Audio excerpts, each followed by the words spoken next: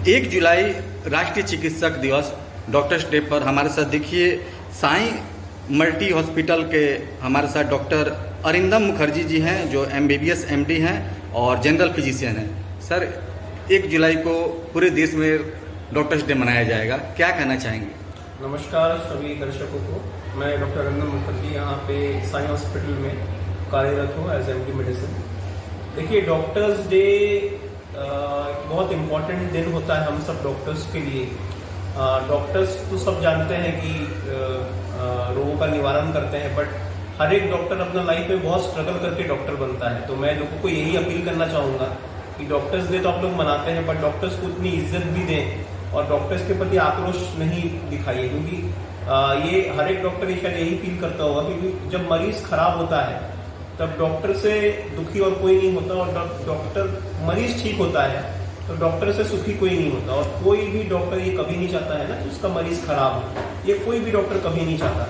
कोई भी लोग पेशे से अपने आप को नहीं ऐसा करते हैं, मतलब पैसों के लिए कोई डॉक्टर नहीं बनता है। हम लोग लाइफ में इतना सैक्रिफाइस करते हैं, आप लोग सोच भी नहीं सकते हैं। हम लोग का ना खाने का कोई टाइमिंग है, ना सोने का कोई टाइमिंग है, ना परिवार के साथ बैठने का कोई टाइमिंग है। कब पेशेंट आ जाए कोई पता नहीं रहता। मैं तो सिर्फ पब्लिक से यही अपील करना चाहूँगा। डॉक्टर साहब, मौत तो कहीं भी आ जानी है, वो तो आता ही रहता है ना। चाहे वो डॉक्टर के अस्पताल में हो या मस्जिद के पास हो या मंदिर के पास हो, मौत को आना है, सत्य है। ऐसा होता, लेकिन इस तरह की चीजें होने के बावजूद जो डॉक्टर अपना नींद खराब करके चैन सुकून खो करके उस पेशेंट को देखते हैं, या फिर कोई सी मिस्टेक या टाइमिंग के हो या उसकी ही मौत आने को हो जाती है ऐसी गलतियां, उसके बाद लोग ऐसा करते हैं कोई सी हंगामा, उसको लेकर क्या कुछ बता देंगे?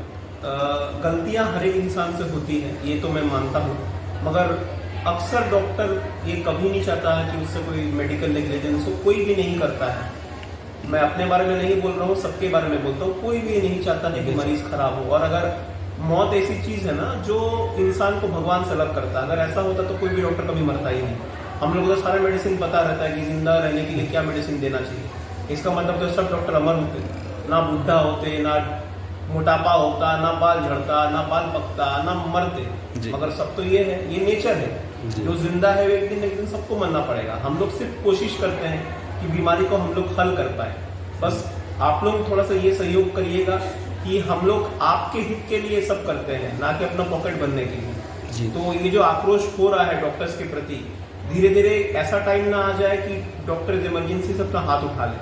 क्योंकि डॉक्टर्स अगर इमरजेंसी से अपना हाथ उठा लेंगे तो फिर सबको मुश्किल होने वाला है, क्योंकि डॉक्टर्स को भी प्रोटेक्शन चाहिए, उनकी भी फैमिली होती है, वो भी इंसान होते हैं। डॉक्टर साहब, एक सवाल करेंगे कि जो डॉक्टर्स और मरीज के बीच भावनात्मक संबंध रहता है, आप तो काफी लंबे समय से इस हॉस्पिटल में सेवा दे रहे हैं, तो आपका क्या अनुभव रहा है इस पर? सर देखिए, सब कुछ ट्रस्ट फैक्टर पे डिपेंड करता है। अगर एक मरीज अपने डॉक्टर को ट्रस्ट करता है तो आधा बीमारी वहीं पे सॉल्व हो जाता है। और एक डॉक्टर की भी रिस्पॉन्सिबिलिटी होती है कि वो मरीज को पूर्णतः अपना जो उनका डायग्नोसिस है सारा चीज बताए, अंधेरे में ना रखे। अगर उनसे वो प्रॉब्लम सॉल्व हो पा रहा है तो ठीक है, नहीं तो आगे कहीं भेज दें, क्योंकि मरीज के साथ खिलवाड़ करना भी सही चीज नहीं है। जो चीज आपके हाथ में है आप उसके इलाज करो, जो चीज आपके हाथ में नहीं है उसे जितना जल्दी रिफर कर दो उतना अच्छा।